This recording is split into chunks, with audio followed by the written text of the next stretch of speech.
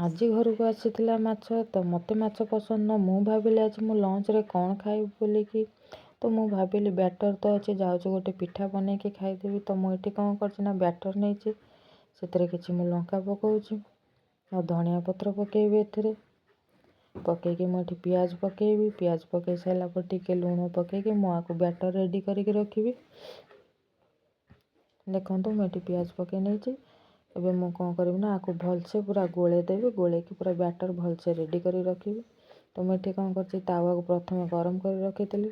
ତ ମୁଁ ଏବେ କ'ଣ କରିବି, ପିଠାର ସେପ୍ ଯେଉଁଭଳି ତ ମୁଁ ତାକୁ ସେଇଭଳି ସେପ୍ କରିକି ତ ମୁଁ ଏଠି ପୁରା ତାକୁ ପିଠାର ସେପ୍ ଦେଇଦେବି। ପିଠାର ସେପ୍ ଦେଇ ସାରିଲା ପରେ ମୁଁ ଏଠି ଆକୁ ଢାଙ୍କୁଣି ଘୋରେଇ ଦେବି ପ୍ରାୟତଃ 2-3 ମିନିଟ୍ ପାଇଁ।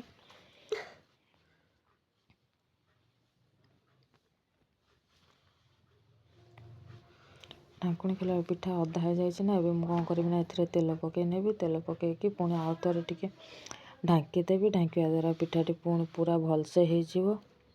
ଏବେ ଦେଖନ୍ତୁ ପିଠାଟି ପୁରା ଭଲସେ ହେଇଯାଇଛି। ତ ଆର ପାଖଟା ଏପଟଟା ହେଇନି। ତ ମୁଁ କ'ଣ କରିବି, ପିଠାଟାକୁ ଓଲଟେଇ ଦେବି କି ଏପଟ ପାଖଟା ବି ଯେମିତି ଭଲସେ ହେଇଯିବ।